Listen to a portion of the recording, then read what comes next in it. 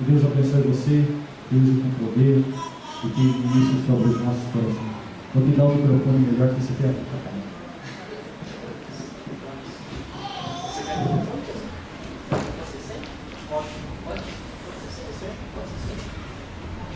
Vou falar bem alto. Acho que eu vou ficar mais à vontade se for sem, eu me falo bem alto aí para tentar comunicar o que eu preciso comunicar. Mas eu já estou muito feliz porque minha família tem se sentido em casa aqui, né? A gente já chegou, minha filhinha já está dançando ali com a minha esposa ali atrás. Eu me senti acolhido por vocês e já me traz uma paz no coração. O pessoal do louvor aqui também foi muito receptivo com a gente, nos convidando para participar. Eu me achei no nível deles, falei, acho que eu não vou atrapalhar vocês, deixa aí para uma próxima, chegar com antecedência. Mas eu estou muito contente por estar aqui com vocês, ainda mais nessa data que antecede já o Natal, é o culto que antecede, né, o Natal, uma data muito importante para a gente refletir sobre o Natal. E eu queria hoje falar sobre a canção de um coração grato. Mas como o pastor já me apresentou, só um detalhezinho. Faz alguns aninhos que eu já estou numa caminhada com o Evangelho, eu e minha esposa, me converti com 15 anos, aos 32, hoje, eu estou lá servindo o Cláudio, a gente tem um sonho, uma vocação missionária, eu e minha esposa, a gente gostaria de alguns anos, pelo nosso planejamento, de estar indo para o Oriente Médio, e a gente gostaria da oração de vocês. Estamos se preparando para isso dentro da presbiteriana mesmo, estudando curso missionário, curso de transcultural, para um dia estar lá. Gostaria de pedir oração para os irmãos se lembrarem do nosso nome, Tiago, Aline, Sol. Um dia nós estaremos no Oriente Médio comunicando o Evangelho de Jesus também. Bom, hoje eu gostaria de falar sobre esse tema dentro do Natal, a canção de um coração grato. Aí de trás está para me ouvir legal, né? Não vou me preocupar com isso. Tá bom, pastor? Tá bom, é que eu estou Não, que isso. Bom, falar sobre o Natal, eu gostaria já que a gente começasse pensando assim, qual o seu entendimento sobre o Natal? O que vem na sua cabeça quando a gente fala sobre o Natal? E acho que inevitavelmente, principalmente pelo contexto, nós vamos falar que o Natal nos vem à mente o nascimento de Jesus. Maravilha, é isso mesmo. Mas talvez se nós respondêssemos essa pergunta num outro local, talvez no nosso ambiente de trabalho, talvez a nossa resposta seria outra. Talvez seria, bom, me passa um aumento no mercado consumidor, me passa sobre vagas temporárias de serviço. O Natal de alguma forma também remete a esse tipo de pensamento. Mas o foco seria realmente o nascimento de Jesus, mas um pouquinho mais profundo. O que o nascimento de Jesus, o que o Natal tem a ver com a sua vida? O que o Natal realmente é relevante na sua história, na sua caminhada? E é isso que talvez seja o que eu gostaria que hoje a gente usasse para refletir, meditar e em cima daquela contexto de gratidão. Eu vou usar um personagem bíblico aqui, que a gente vai falar sobre gratidão em cima desse contexto de Natal. E o que o Natal tem a ver então com a sua vida? Quando a gente pensa, talvez, no Natal, em relação à nossa vida, talvez alguns pensamentos, pouco às vezes religiosos, pregados pela mídia, ou pregados por aqueles que talvez não fizeram parte de uma igreja cristã, evangélica, protestante, talvez venham alguns tipos de pensamento que a gente precisa repensar sobre eles. Um deles, por exemplo, é de Jesus ser um menino Jesus por todo o tempo. Há lugares a qual se pensa em Jesus sempre como um menino, sempre como aquele menino que nasceu, mas ele continua menino, indefeso, carente, necessitando de ajuda. É um menino, simplesmente um menino, com bochechinhas rosadas e precisa sempre do pai e da mãe que estão do seu lado. Jesus nasceu, é uma verdade. Mas Lucas, capítulo 2, versículo 52, diz também que Jesus crescia na graça, no conhecimento e em estatura, diante de Deus e dos homens. Então, se nós formos pensar, talvez, nessa questão do nascimento de Jesus, talvez o que mais marque, às vezes, no contexto religioso, seja a figura do pequeno Jesus simplesmente. Mas quando nós começamos a aprofundar um pouquinho naquilo que a Bíblia relata sobre este momento, a gente vai ver talvez que as principais personagens dessa história não estavam tão preocupados talvez com as bochechas rosadas de Jesus e com aquele chorinho cativante de criança que quando nasce. Talvez os pais, né, a mãe e o pai, talvez tivessem mais esse contexto de afetividade com o filho. Mas as pessoas que estavam ali já viam Jesus de outra forma. Esse contexto de que Jesus sempre é uma criança, ele omite uma parte importante. Jesus foi sim uma criança, mamou no peito, brincou, deve ter brincado de bola, assim na época ela tinha bola, não sei como é que era a brincadeira naquela cultura das crianças. Mas Jesus de alguma forma ali teve a sua infância, mas o centro daquele momento talvez seja refletido de uma outra forma, quando nós olhamos para a Bíblia. Os personagens principais que envolvem aquele momento do presépio, que nós estamos acostumados a ver, sempre tem aqueles 3 reis magos, né? Vocês lembram desses personagens? Que de alguma forma eram inspirados por Deus por outros meios, sem ser a Bíblia, sem ser as Escrituras. Eram pessoas que tinham conhecimento de alguns sinais que indicavam que um rei era nascido. E eles não tinham tanto conhecimento específico a respeito deste rei, mas eles sabiam que algo estava nascendo e que Deus estava envolvido nessa história. E esses 3 reis magos se direcionam a esse local, e na hora que eles chegam diante daquele local, eu gostei muito da decoração, vai ser até bacana para conversar sobre o tema. E na hora que eles chegam naquele local, eles não percebem talvez Jesus, ou eles não ficam paralisados no momento a qual Jesus tem as bochechinhas rosadas e acabou de nascer e está com aquele chorinho delicioso, mas ele já vem um momento diferente. Ele já vê que aquela criança, de alguma forma, poderia ser adorada. E os brinquedos que eles trouxeram não eram tão brinquedos, os presentes que eles trouxeram. Os presentes que eles trouxeram significava, de alguma forma, algo que representava a vida daquela criança. E era algo de realeza, divindade, glória, poder para uma criança.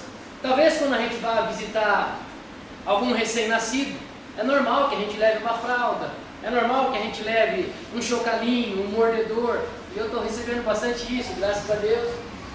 Mas a questão é que aqueles homens não estavam trazendo esse tipo de mensagem. A importância não era simplesmente que um bebê maravilhoso e lindo nasceu, mas aqueles homens estavam começando a perceber uma outra história. Estavam percebendo a relevância daquele bebê que tinha nascido. E aquilo significava muito mais do que um bebê. Aquilo era o momento ao qual Deus estava falando assim: eu vou entrar na história. Toda a Escritura centraliza-se nesse momento ao qual Jesus entra na história, vive, morre e ressuscita. E nesse momento tão maravilhoso, os 3 reis magos ali percebem que era muito mais que um bebê. Então se chegam até ele, se prostram até ele e adoram ao rei que tinha nascido. Não vieram com um good-good, ai, que coisa mais fofa, maravilhosa. De alguma forma, aqueles homens ali perceberam quem era aquele rei. E aquele rei era Deus entrando na história. O Natal talvez seja pensado como o Jesus, aquela criança sim, mas o que aquela criança simboliza? Simboliza Deus entrando na história. Essa parte que a gente acabou de cantar dessa canção maravilhosa do plano perfeito, Deus tinha feito um plano perfeito. O homem de alguma forma falhou, e Deus sabia dessa situação, e eu também gosto de conjecturar, de pensar um pouco sobre isso, a qual em algum determinado momento houve aquele silêncio, como se diz até a canção, e agora? E Jesus ergue a mão e fala: Pai, eu vou. E naquele momento tão maravilhoso, os anjos cantam ali diante de algumas pessoas, dos pastores, glória ao Deus dos céus das alturas e paz aos homens de boa vontade.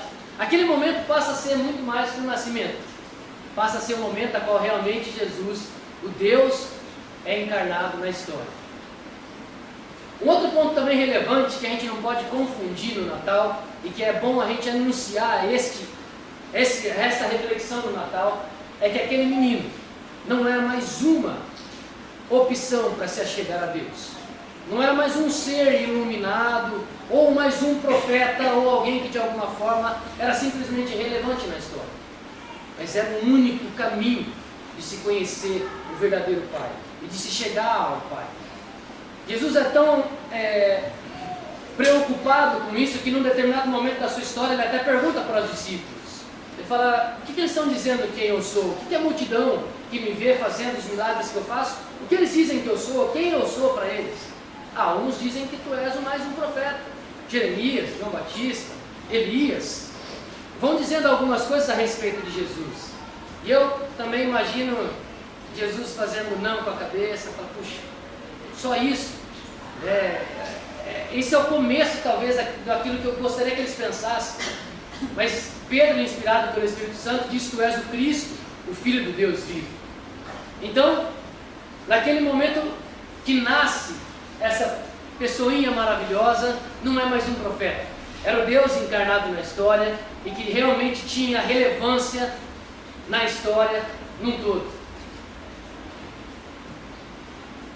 Eu queria falar hoje sobre um personagem bíblico chamado Zacarias.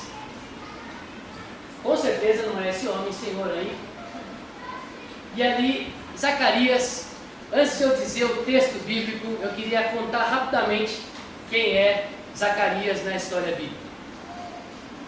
Zacarias era um senhor de idade, por isso usei essa imagem, casado com Isabel, também uma senhora de idade, e que a Bíblia menciona com muita ênfase que eles eram íntegros e retos, eram pessoas extremamente assim consideradas boas para Deus e para a sociedade também.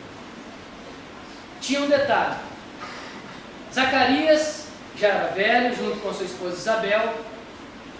Isabel era estéril, não podia ter filho. Isso com certeza entristecia muito o coração daquela família, que de alguma forma esperava muito um filho. E naquela cultura, o fato de você ser estéril já era uma consideração assim, uma pessoa meio maldita, puxa, essa pessoa de alguma forma deve ter falhado com Deus para não poder receber uma bênção dessa e tal. Só que Zacarias nem imaginava o que estava para acontecer na história dele. Uma outra fato importante também de Zacarias é que ele era levita. Para quem não tem muito contato com esse nome, levita era descendente de uma família de um cara chamado Levi. E cada tribo, cada nome de uma família ficou com um estado da nação de Israel. E os levitas, aqueles que eram descendentes de Levi, tinham uma função dentro do plano de Israel. Eles serviam a Deus no templo, eles faziam coisas para Deus. Bom, na rotina de Zacarias, ele vai até o templo como um levita, acender incenso para Deus, que era um dos rituais considerados importantes no Antigo Testamento. Hoje a gente considera a oração nossa como um incenso, né? O irmão até orou assim, dessa forma. Então, eles iam lá e queimavam um incenso a Deus. Mas nesse momento a qual ele está queimando um incenso a Deus, de alguma forma algo acontece. Um anjo aparece a Zacarias e diz para ele o seguinte: Zacarias, as suas orações foram atendidas.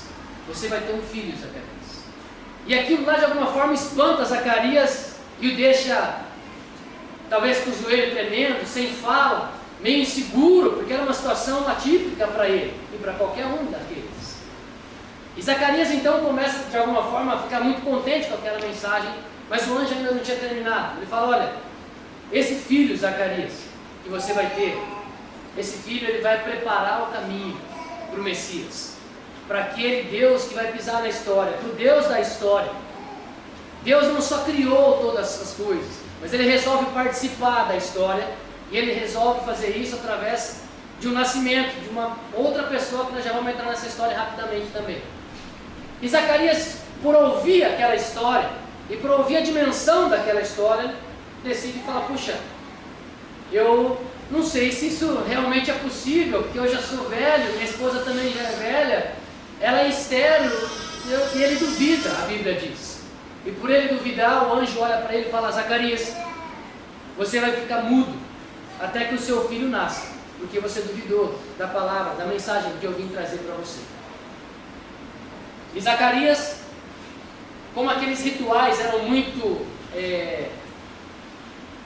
metódicos, muito certinhos, então ele demora um pouco a mais do que o tempo, provavelmente, pelaquela visão da imagem. E quando ele sai ali, as pessoas já estavam aguardando, por que você demorou e tal. E Zacarias deve ter saído com aqueles olhão assim, gigante, né, assim, apavorado de alguma forma, por ter recebido aquela mensagem. E aquela mensagem, de alguma forma, na hora que perguntam para ele, Zacarias, o que aconteceu? E ele estava mudo também. E não conseguia sair, não falar mais nada, não conseguia se explicar para as pessoas o que tinha acontecido. E Zacarias então vai embora para sua casa, ao mesmo tempo um pouco frustrado por não conseguir explicar, ao mesmo tempo enaltecido por ter recebido aquela mensagem, aquela promessa. Isabel fica grávida. E realmente a promessa se cumpre. Só que o mesmo anjo Gabriel que aparece para Zacarias, vai até Maria também. E aí todo mundo conhece mais essa história, a qual o anjo também fala, que vai nascer o Salvador, tu és a bendita entre as mulheres e tal, e aí vem nascer Maria, vem nascer Jesus através de Maria. Acontece que Maria e Isabel, mulher de Zacarias, tinham um parentesco familiar, possivelmente primas. E Maria, durante a gravidez, a gestação, decide ir visitar Isabel. E na hora que ela chega diante da casa de Isabel, a Bíblia também está narrando essa história, e Maria chega ali carregando Jesus em seu ventre. Diz que João, o anjo tinha falado também um detalhe que eu esqueci de mencionar, disse para... Deixa eu pôr uma aguinha aqui, que minha boca secou.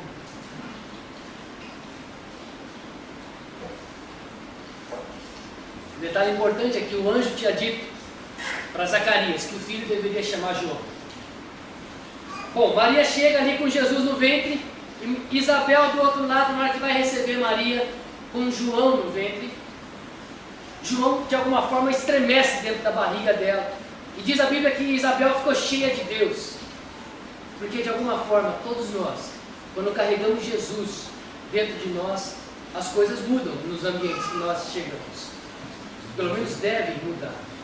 Se nós realmente carregamos o Jesus que nós acreditamos, os ambientes passam a ser incomuns, as coisas passam a ser diferentes. E Maria ali chega naquele momento, João dá aquela vibrada, Isabel fica cheia de Deus, e a Bíblia narra esse encontro. Elas se separam, e aí vem o nascimento de João. E diante do nascimento de João, a Bíblia ainda narrando lá no Evangelho de Lucas, diz que iam batizá-lo, iam colocar o nome dele de Zacarias, porque era costume também colocar o nome do pai no filho.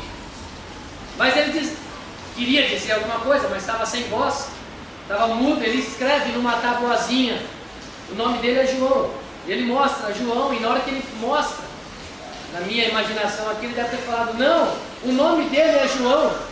E aí ele percebeu o que estava falando. E na hora que ele percebe o que está falando, ele vem cantar, ele vem profetizar, ele vem entoar uma canção, uma profecia, uma poesia de gratidão a Deus, que é o que nós vamos ler agora, esse texto bíblico. O Evangelho de Lucas, ele conta sobre 4 momentos a qual o nascimento de Jesus, pessoas glorificam e enaltecem a Jesus. Uma é pelos anjos cantando para os pastores, outra é Simeão, outra é Maria, mãe de Jesus, e eu preferi hoje ficar com Zacarias, para a gente falar sobre o nascimento de Jesus. E precisa trazer essa reflexão de gratidão. E Zacarias então vai cantar, vai entoar justamente essa canção. Vamos ver se dá para a gente ver, acho que dá. Seu pai Zacarias foi cheio do Espírito Santo naquele momento e profetizou: louvado seja o Senhor, o Deus de Israel, porque visitou e redimiu o seu povo. Ele promoveu poderosa salvação para nós, na linhagem do seu servo Davi, como falara pelos seus santos profetas na antiguidade, salvando-nos dos nossos inimigos e da mão de todos os que nos odeiam, para mostrar sua misericórdia aos nossos antepassados e lembrar sua santa aliança, o juramento que fez ao nosso pai Abraão. resgatar-nos das mãos dos nossos inimigos para servi-los sem medo, em santidade e justiça diante dele todos os nossos dias. E você, menino, agora ele está falando de João, será chamado profeta do Altíssimo, pois irá diante do Senhor para lhe preparar o caminho, para dar ao seu povo o conhecimento da salvação, mediante o perdão dos seus pecados, por causa das ternas misericórdias do nosso Deus, pelas quais do alto nos visitará o sol nascente para brilhar sobre aqueles que estão vivendo nas trevas e nas sombras da morte, e guiar nossos pés no caminho da paz. Zacarias, ele está entoando uma mensagem que expressa justamente a encarnação de Deus na terra. Todas as promessas se cumpriram, é chegado o grande tempo, o Messias, o esperado, aquele que foi dito pelos profetas, ele está por vir. E olha só, João capítulo 1, versículo 14, diz que a palavra tornou-se carne e sangue e veio viver perto de nós. Nós vimos a glória com os nossos olhos, uma glória única. O Filho é como o Pai, sempre generoso, autêntico do início ao fim. Zacarias está dizendo que nesse tempo do Natal foi quando Deus, de alguma forma, monta suas malas, coloca ali as virtudes da simplicidade, a virtude da humildade, da generosidade, coloca nas costas, tira toda aquela glória e esplendor, deixa, Pai, isso eu deixo aqui, e eu vou me vestir como eles, eu vou falar a linguagem deles, eu vou comunicar como eles, eu vou usar as roupas deles e vou fazer aquilo que tem que ser feito. Então Jesus se torna homem como nós, não deixa a sua essência divina, mas vem aqui e se torna homem como nós, palpável, que sente dor, que sente frio, que sente fome e participa da história. Esse é o Natal que Zacarias está profetizando. Mas eu queria falar sobre pelo menos 3 pontos principais sobre esse texto, apesar dele ser grande, muitos pontos a aparecer. O primeiro deles é que Zacarias não se sente exclusivo, a gente já vai comentar sobre isso. O segundo é que Zacarias coloca Deus no centro da história, e o terceiro é que Zacarias sente-se escolhido para participar dessa história. Perceba que o primeiro ponto que eu queria falar é que Zacarias sai de cena para que Deus entre em cena. O Evangelho, meus irmãos queridos, é isso. O Evangelho, de alguma forma, ele centraliza uma pessoa, e essa pessoa não é você e nem eu, e nem ninguém, a não ser Jesus. Esse é o centro da história, é o cume da história, é o ápice da Bíblia. Todas as coisas antes dele estão apontando para ele, todas as coisas depois dele, de alguma forma, se voltam para ele. Ele é aquele que está sobre todas as coisas. E Zacarias, perceba aqui como ele sai de cena. Ele fala, porque Deus visitou e redimiu o seu povo. E quando eu leio isso, eu penso assim, poxa, se fosse eu, talvez no lugar de Zacarias, eu ia falar, Deus me visitou, Deus visitou a mim. Ele falou que o meu filho ia ficar assim, eu ia puxar já a história de alguma forma para que eu ficasse no centro, ou pelo menos dividisse com Jesus, ombro a ombro um pouquinho. Mas Zacarias dá um passo para trás e fala, eu não sou o centro. Deus visita o seu povo e eu só faço parte disso. De alguma forma, ele não só coloca um passo para trás, mas como no segundo ponto, ele traz Cristo no centro. Ele fala que o Cristo promoverá poderosa salvação e redenção. Não é ele, aquele que foi visitado, aquele que ficou mudo durante um bom tempo da história, mas é aquele a quem virá para salvar. Esse sim é o centro da história. O cumprimento da promessa, ele também cita. Ele cita sobre o nascimento do Salvador. Ele simplesmente fala que Deus visitou, dá um passo para trás, fala que o Salvador entrou na história e começa a glorificar, fala, olha, a história conta, a história está esperando por isso, o ápice, o Natal chegou, Deus entra na história. Entra como um menino, mas cresce como um homem, morre numa cruz, ressuscita e cumpre a missão. E só num terceiro ponto, ele fala do seu filho. E ele fala que Ele é chamado, seu filho, para participar daquela história através de uma mensagem de arrependimento. É interessante que quando, de alguma forma, o ápice da história acontece, as coisas começam realmente a aparecer, a mensagem que carrega junto é uma mensagem de arrependimento.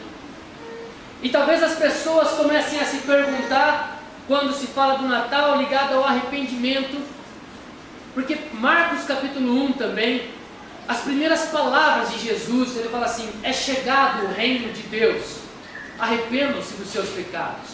As primeiras palavras de Jesus em Marcos são essas. O arrependimento talvez seja uma palavra dura para que a gente de alguma forma pense nela. Ué, mas a mensagem é essa? O profeta que prepararia o caminho para o Messias que chegou é uma mensagem de arrependimento? Não poderia ser uma mensagem de conforto e de amor? Mas no mesmo lugar onde se encontra o Deus de amor, também se encontra, como Zacarias disse, o Deus da santidade, da justiça. E um Deus de amor não poderia ocultar uma coisa que estava errada e precisava de alguma forma ser alinhada novamente. Então, ele manda um profeta que vem trazendo uma mensagem de arrependimento, e no finalzinho do texto ele ainda cita assim: o sol nasce para brilhar sobre aqueles que estão vivendo nas trevas e na sombra da morte, e guiar nossos pés no caminho da paz. O sol nasce, e agora o sol não é minha filha, muito longe de ser minha filha. O sol é Jesus, e ele nasce no meio das trevas, ele nasce no meio da escuridão. O povo jazia em grandes trevas, e nós somos esse povo, o povo que se identifica como necessitando de Deus, o povo que se conscientiza que de alguma forma estamos rompidos com Deus e que precisamos de ajuda, de salvação, de redenção. Esse sol nasce e brilha para cada um de nós. Zacarias podia cantar a canção de um coração grato por dois motivos. Porque ele viu o maior de todas as promessas se cumprir, que era o Messias, entrando na história. E ele não só viu, mas ele foi chamado para participar dessa história. Cada um de nós hoje, podemos também dizer que nós vimos, nem que seja pela história, pela palavra que chegou até nós hoje intacta, porque o Deus da história foi capaz e tem poder suficiente para guardar a história dele dentro de um livro, que tentaram queimar, rasgar, acabar com esse livro durante toda a história, mas nunca conseguiram. Esse livro chega até nós, até hoje, com comprovações científicas de que ele fala, o que ele fala é verídico. Só que ainda que haja comprovações científicas, Deus não desejaria ser conhecido por isso. Deus deseja ser conhecido por nós pela fé, pelo coração quebrantado e humilde que se rende diante daquele Jesus que é nascido e participa da nossa história. O Deus nasce na história antes de Jesus. Abraão, Moisés, Elias, Isaías, Davi, eles não viram o cumprimento da promessa.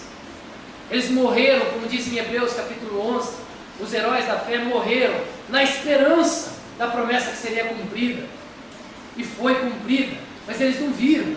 Mas nós somos bem-aventurados de alguma forma, porque nós participamos, nós vimos isso acontecer, como aconteceu, e aconteceu de uma maneira simples, humilde, e nós talvez também, como alguns judeus, talvez desacreditássemos dessa situação, devido a tanta simplicidade, mas na simplicidade estava a glória, na simplicidade estava a majestade daquele rei. Mas a promessa não só se cumpriu na história, a promessa atinge João, atinge Zacarias, atinge a mim e atinge a você também. E aí a gente queria começar a terminar e fechar essa reflexão de hoje, te convidando a ouvir talvez a canção de gratidão de Zacarias, por ter ouvido, visto Deus nascer na história. E por um segundo momento, não só ver, não só ser chamado para admirar essa história, mas para participar dela. Você e eu hoje somos verdadeiramente chamados para não só ver mais essa história, para não celebrar essa data como um feriado importante somente, mas para que a gente participe da história de que Deus está escrevendo na terra. Deus está escrevendo na terra através de homens.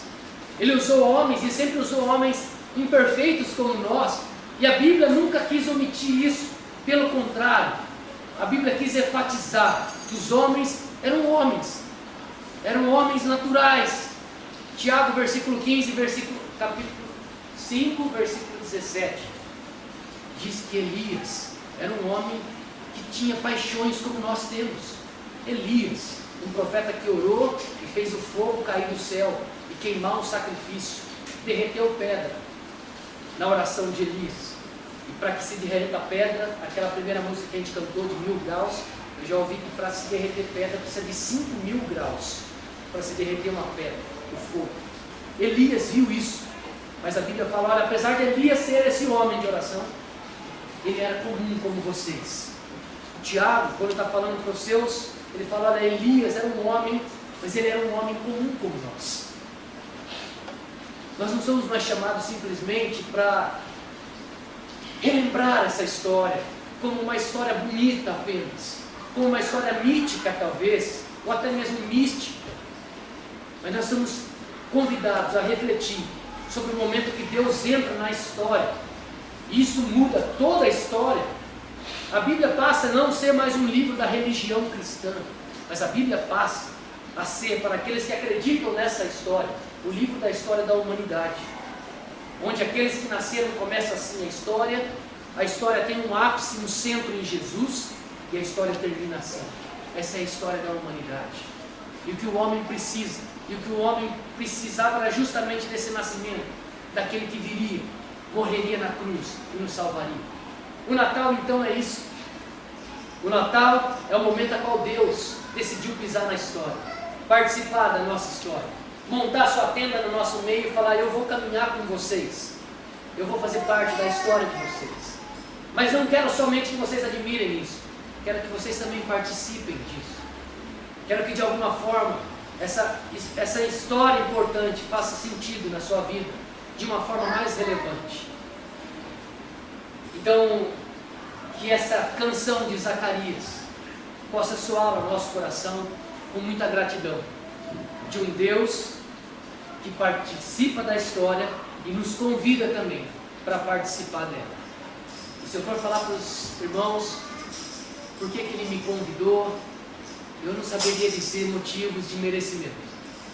Eu não vejo graça no sentido de, olha, eu fiz algumas coisas e foi por isso que Deus me escolheu. Muito pelo contrário. Eu fiz muitas coisas que não era para mim ter feito. E Deus me convidou para fazer parte da história dele. E mostrou para mim que ele gostaria e me dá a honra de participar da história dele. Eu, de verdade, que eu me emociono um pouco, porque cada um teve a sua história de vida, mas a minha história de vida foi de um cara que teve tempo a qual me envolvi muito com droga química, todo tipo de droga, mesmo. Vendi droga, e Deus, em um determinado momento, aquilo que era só o Natal para mim, que eu também nasci no Brasil, aqui é um povo cristão, o Natal era comum para mim. Oh, nasceu Jesus, maravilha, vamos comemorar, champanhe. Mas um dia, aquela história fazer sentido na minha vida, na minha história. E aquilo mudou a minha trajetória, mudou os meus planos, mudou a minha forma de ver a vida, mudou a minha forma de ver Deus, mudou a minha forma de ver os outros, e mudou a minha forma de ver a mim mesmo também.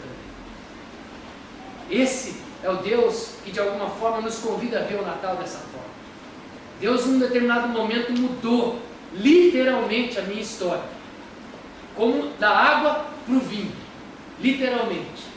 E para ser um pouco específico, eu estava num momento no qual eu tinha saído de um barzinho tocando, porque eu tocava na noite, e eu estava com cocaína numa mão, estava com álcool na outra mão, e eu estava com a minha esposa do lado, que ainda não era esposa, e eu falei para ela, olha, deixa eu tocar uma música para você que eu conhecia. Eu já era cristão desde os 15 anos de idade. Quando eu fui fazer a faculdade de teologia, eu desvirtuei meus caminhos, saí, fui fazer psicologia, fui para outro plano, e ali me afundei na droga, fui viver outra história. Mas em um determinado momento, a qual a gente saiu do barzinho ali, Deus entra na minha história e fala: Tiago. E ali eu falei para a Aline assim: deixa eu tocar uma música que eu tocava antigamente quando eu ia na igreja, para você ver.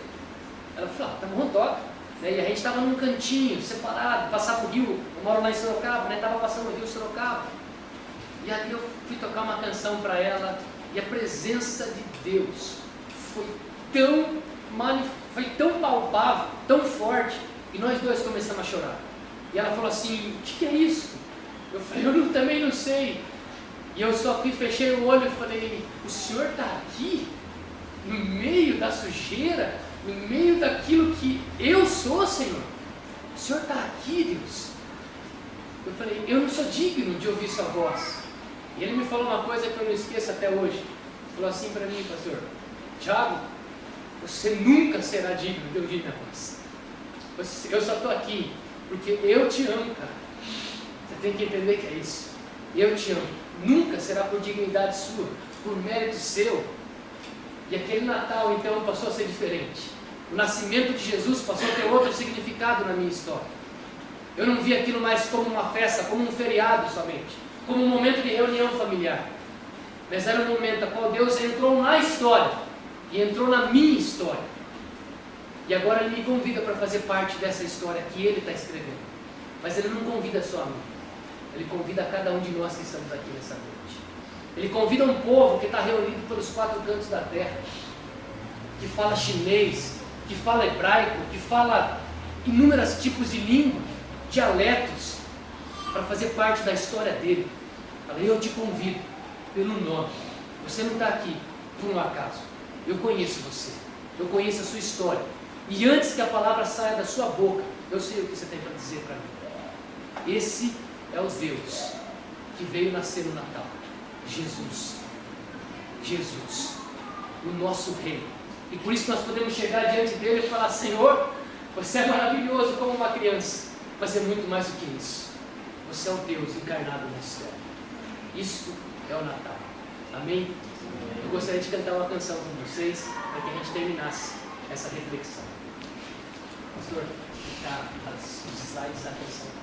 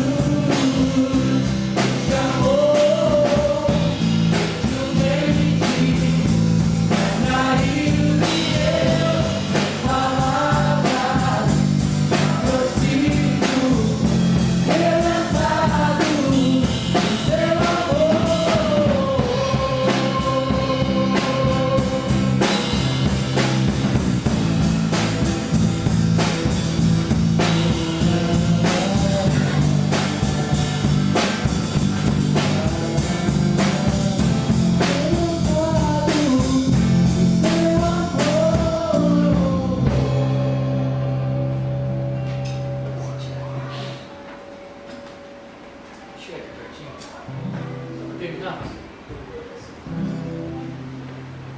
Para minha história, aquela parte que diz assim, ó: merecida a vida, de graça recebi, por sua cruz, a morte me livrou, trouxe minha vida.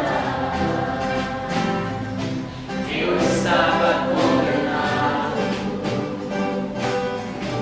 mas agora pela cruz eu fui reconciliado.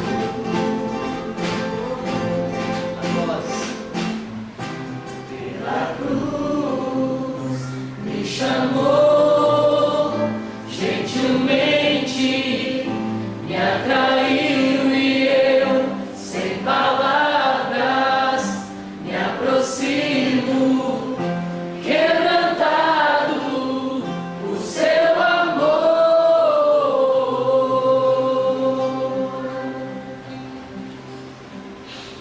Deus, nós agradecemos, Senhor. Em um determinado momento da história, o Senhor se manifestar de uma forma tão maravilhosa e tão plena,